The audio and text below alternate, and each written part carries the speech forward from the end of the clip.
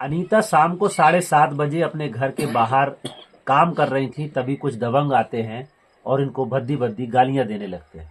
जब अनीता गाली देने से मना करती है तो फिर उनके ऊपर जानलेवा हमला करते हैं और मारपीट करते हैं। जी हाँ दोस्तों, नमस्कार, मेरा नाम है कुलदीप कुमार और आज हम आपके साथ एक घटना पे बात कर रहे हैं। ये घटना खसीस गांव में घटती है और हमारे साथ बैठी जो अनीता, इन्हीं के साथ ये घटना घटी थी।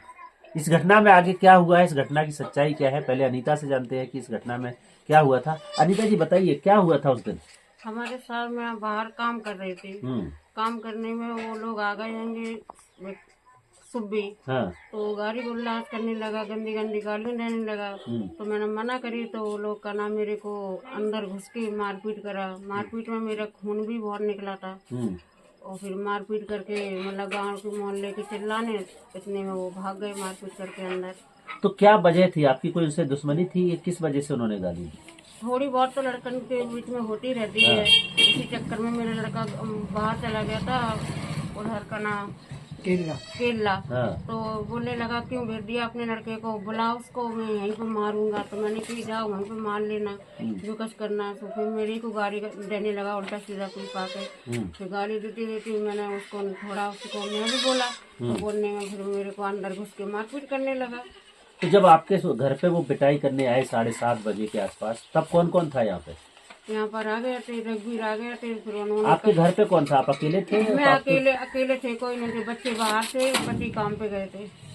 तो अनीता घर पे अकेली थी और उसी समय को देख करके वो यहाँ पर आए, क्योंकि उनके पति बाहर काम पे मजदूरी करने गए थे और उसी समय आकर के उनके ऊपर ये हमला करते हैं, ये मारपीट करते हैं। फिलहाल इन्होंने एक तहरीर दिया पुलिस को, जिसकी एफआईआर पंजीकृत हुई, जिसकी कॉपी हमारे पास है। इस एफआईआर में 115 सब क्लॉज 2, 352 बीएनएस और बीएनएस 351 सब क्लॉज 3, बीएनएस 333 में ये मुकदमा पंजीकृत होता है। इसके साथ ही साथ SC/ST prevention of atrocity act के 3(1)दा और 3(1)धा में ये मुकदमा पंजीकृत किया गया है। आपके साथ जब ये मारपीट हुई फिर आपने पुलिस को सूचित किया? हाँ, मैं तो रेहड़ गई फिर थाने रात के। हाँ। तो वहाँ रिपोर्ट लिखाई मैंने। हाँ। जो मैंने लिखवाई है, फिर उसके बाद मेरा रिपोर्ट नहीं बनी है, जो दूसरी रिपोर्ट बनाई है फिर उन लोगों ने। तो आपने क्या लिखवाया था? मैंने लिखवाया था यही, मैंने कि मेरे को गाली दी गंदी गंदी और अंदर घुस के मारा। मेरे घर पे कोई नहीं था, मेरे खून भी निकला, डॉक्टरी भी भई है। तो यही सब कुछ लिखवा के आए थे। तो उस आधार पर तो उन्होंने रिपोर्ट नहीं बनाई, फिर दूसरा आके यहाँ पे दूसरी रिपोर्ट बना के ले गए। तो ये सुनी अनीता जो बात बता रही है कि इनके साथ जो घटना घटी थी उसको लिख करके तहरीर बना करके ये थाने गई थी, लेकिन थाने में वो बता रही है कि जो घटना हुआ था वो नहीं लिखा पूरा, क्योंकि इनके सर में चोट आई थी, खून निकला था, वीडियो इनके पास है। इन्होंने जो लिख के दिया वो पुलिस ने नहीं लिखा। दूसरे दिन पुलिस ने आकर के एक दूसरा एप्लीकेशन बना करके इस एफआईआर को पंजीकृत किया। तो आपको क्या लगता है, इसमें सारी बातें लिखी गई हैं या कुछ बात छूटी है? छूटी है, अंदर घुसने की मतलब मारपीट की सभी छूटी उसमें। तो फिर आपने पुलिस को बोला नहीं कि ये हमारे साथ डॉक्टरी हुई है, हमारा इलाज हुआ है? डॉक्टरी हुई तो पुलिस वाले गए तो होते साथ में, फिर भी उन्होंने नहीं लिखाया। अब हम क्या कर सकते हैं उसमें। उसके बाद क्या हुआ? पुलिस आई यहाँ पे? पुलिस आई थी। हाँ। थोड़ा आई, एक दिन के लिए पकड़ा उसको, छोड़ दिया सुबह। सुबह छोड़ दिया। तो जब आप घर पे अकेले थे, आपने अपने पति को सूचना किया कि ऐसी घटना हो गई? मैं भेजा था एक लड़का को, गांव पे काम कर रहे थे, फिर वहाँ से भाग के आए तो मैं यहाँ खून में भीगी पड़ी थी। तो अनीता ने जब उनके साथ घटना घटी तो अपने पति को बताया। उनके पति हमारे साथ हैं। आपका नाम क्या है? राजन कुमार। राजन जी, क्या हुआ था, आपको कैसे पता चला है, क्या घटना है? मेरे पास इन्होंने भेजा था लड़के को, बोले तुम्हारे घर पे लड़ाई हो गई, तुम्हारे घरवाली को मारा। हम आए फिर यहाँ तो देखा, यहाँ दरवाजे में खड़ी थी, खून निकल रहा, धान निकल रही थी बहुत। मैं उधर को गया, तब तक उधर सारे लोग 3-4 लोग खड़े थे, उनकी मैंने खड़ी थी और गाली गुल्ला कर रहे थे, हम अकेले थे सर। तो फिर मैंने अपने मतलब रिश्तेदार को बुलाया, फिर गाड़ी से फिर हम थाने गए रात में 11 बजे। फिर वहाँ मैंने रिपोर्ट करी। रिपोर्ट में जो लिखा था उसमें से कटिंग कर दी कुछ। अच्छा। हाँ। तो आपने उनको जो एप्लीकेशन दिया था वो नहीं लिखा? वो नहीं लिखा। फिर रात के 12 बजे आए हमारे दरोगा जी और पुलिस वाले, उन्होंने वो लिख के दूसरे दिन उसी रात में दूसरी ले गए उनसे बनवा के। तो उसी के आधार पर फिर एफआईआर बनाई। उसके आधार पर? तो पुलिस ने यहाँ पे आके कोई इन्वेस्टिगेशन किया, सीओ ने जांच किया आपके? जो आए थे सीओ जांच कर गए, फिर हम माधवगढ़ भी गए, हाँ। वहाँ भी सीओ ने जांच करी, बस इसके बाद फिर कुछ नहीं हुआ। अभी क्या स्थिति है? अभी स्थिति तो कुछ नहीं, अभी तो सुनाई नहीं आ रही, कुछ सुनाई कहाँ हो रही। तो आप क्या चाहते हो? इसको चाहते हैं कि पकड़े, न्याय हो इसका। गलत गिरफ्तारी गुल्ला करते, चमरिया करते, चमार करते। एक बार अभी और आया था कुल्हाड़ी लेके साहब मेरे पास अच्छा। दोबारा। हाँ, घटना के बाद? घटना के बाद दीपावली को साहब, हाँ। दीपावली को मैंने फिर हाँ रिपोर्ट करे आए थे, उसकी दिया थे दरखास्त, उसकी फिर दरखास्त हाँ दी? फिर दिया, तब 151 उसका चालान हो गया बस। कुछ नहीं होता, एक रात के लिए पकड़ते हैं और छोड़ क्या देते बता रही हैं अनीता, बताइए। एक हैं। धनतेरस को कुल्हाड़ी लेके मैं यहाँ पे चाय पी रही थी, कुल्हाड़ी लेके आ गया यहाँ बाहर, तो ये बैठे थे यहाँ सामने, और भी अति मोहल्ले के यहाँ जुआ खेल रहा था, लड़के खेल रहे त्योहार की वजह से, तो ये वहाँ पे खड़े थे, तो कुल्हाड़ी लेके आया, जैसे हम उठे तो यहाँ कुल्हाड़ी मेरे घरने लगा। घरने के बाद में तब तक हमके वो गेट अपने लगाने लगे, गेट के बाद फिर ये उधर से आए, से इन्हें फिर कुल्हाड़ी मारने लगे, इनके हाथ में भी कुल्हाड़ी लग गई थी। जुआ वाले 3-4 8-10 आदमी दौड़ पड़े हैं, फिर उन लोगों ने पकड़ लिया कुल्हाड़ी से, फिर लड़ाई होती रही बहुत देर तक मारने के लिए। तो इस एफआईआर के पंजीकृत होने के बाद जो अनीता बता रही हैं, राजेंद्र बता रहे हैं कि उसके कुछ घटना के कुछ दिन बाद वो कुल्हाड़ी लेकर के इनके ऊपर फिर से हमला करते हैं, और उसके भी इन्होंने पुलिस को रिपोर्ट करी, पुलिस में सूचना दिया, उसके बाद 151 में उसका चालान किया गया। आज की स्थिति में कहाँ है आरोपी? आरोपी घर पे ही घूमते हैं, पकड़ा नहीं गया? नहीं कुछ नहीं हो रहा। आप क्या चाहते हो, आपकी मांग क्या उनको है? तो हमारी मांग है वो जेल जाए सर।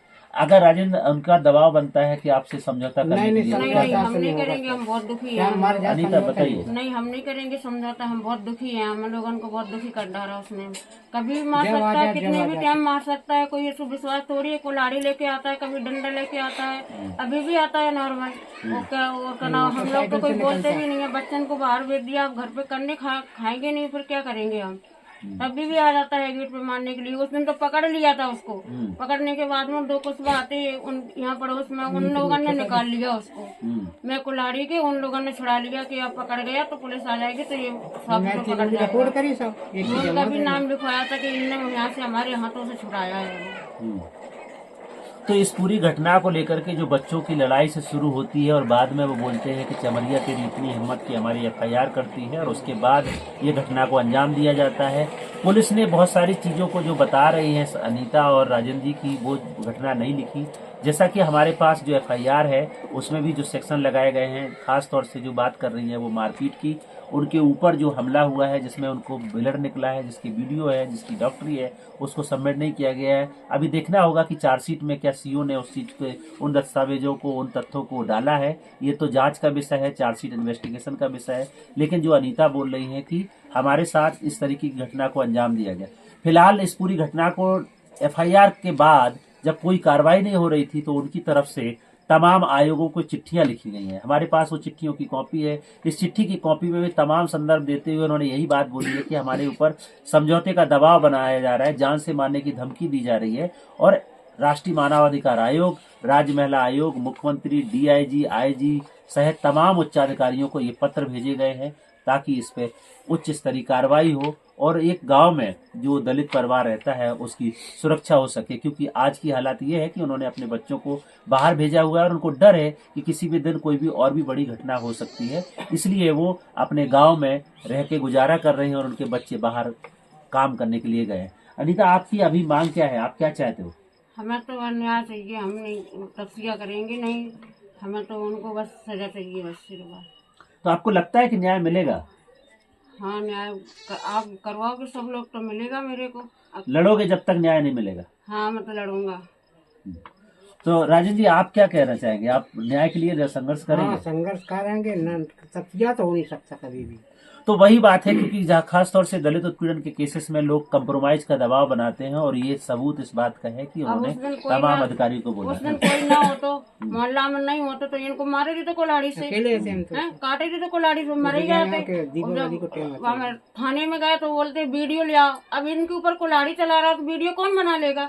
हमका बनाना आता है वीडियो, बस बोलते थाने में बोलते वीडियो लेके आओ। वीडियो कहाँ से बना लेंगे जब कुल्हाड़ी इन्हीं के ऊपर चला रहा तो कैसे वीडियो बन जाएगा?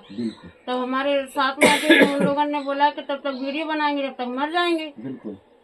तो ये सवाल बहुत बड़ा खड़ा होता है कि पुलिस बोलती है कि वीडियो लाइए, अभी किसी के ऊपर हमला हो रहा है, एक दलित परिवार के ऊपर कुल्हाड़ी से जानलेवा जब हमला किया जाता है तो उसका कौन वीडियो बनाएगा? और अगर वीडियो नहीं होगा तो क्या पुलिस एफआईआर नहीं लिखेगी? ये तो कानून में कहीं प्रोविजन नहीं है कि आप वीडियो लाएंगे तभी एफआईआर लिखेंगे। एक दलित महिला अगर लिखित तौर पर आपको आवेदन दे रही है तो पुलिस की प्राथमिक जिम्मेदारी है कि वो सुसंगत धाराओं में एफआईआर पंजीकृत करे और उसके बाद जांच का विषय है कि वो इन्वेस्टिगेशन करे, जांच करे कि सही क्या गलत क्या। लेकिन सवाल ये है कि अगर पहले ही एफआईआर में सक्रिय कार्रवाई होती तो दोबारा कुल्हाड़ी से इनके ऊपर हमला करने की कोशिश नहीं होती। फिलहाल अब इस केस की जांच होगी, कोर्ट में तारीख पड़ेगी, वहां बहस होगी, जिरह होगी, बयान होंगे और उसके बाद जज साहब अपना फैसला सुनाएंगे। लेकिन सवाल ये है कि इस पूरे दौर में एक दलित परिवार कैसे संघर्ष करे और कैसे अपने गांव में इज्जत और सम्मान के साथ जी सके, आज भी एक बहुत बड़ा सवाल खड़ा हुआ है। फिलहाल एक दलित परिवार अपने न्याय के लिए संघर्ष कर रहा है। आज की कहानी में इतना ही, कल फिर मिलेंगे, तब तक के लिए नमस्कार। जय भीम, जय संविधान।